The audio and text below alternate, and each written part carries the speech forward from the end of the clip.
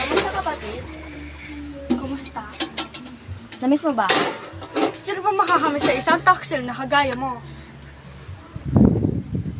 Kapangyarihan ng apoy, patulogin mo muna ang aking kapatid.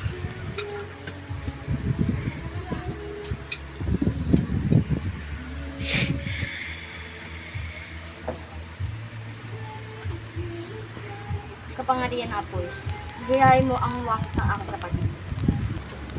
Wangis na ba ito, Miracle?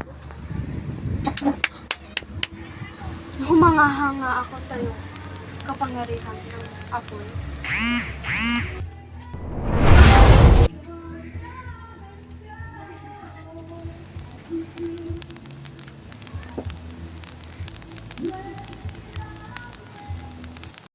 Si Raquel. Dahil may nagkaan sa kanya na sinunog niya ang bahay ng mga village.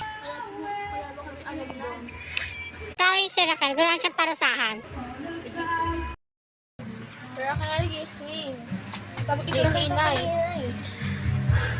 Ano yung nangyari? Sinunog mo daw ang mga village. Hindi ako nagsurog doon. Ilang araw na ako nakatulog dito. Hindi ako bumabangon.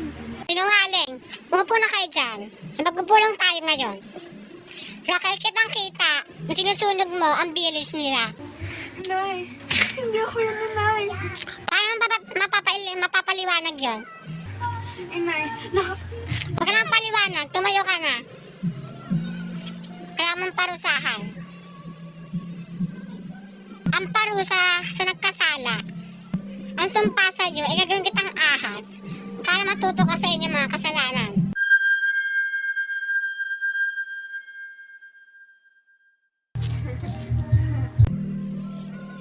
Tapos na ating pagpupulo. Ayaw na kayong umalis.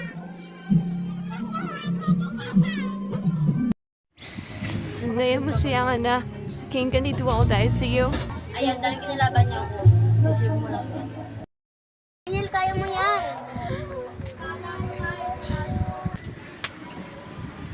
Nabalitaan niyo ba ang balita? Napatay na sila.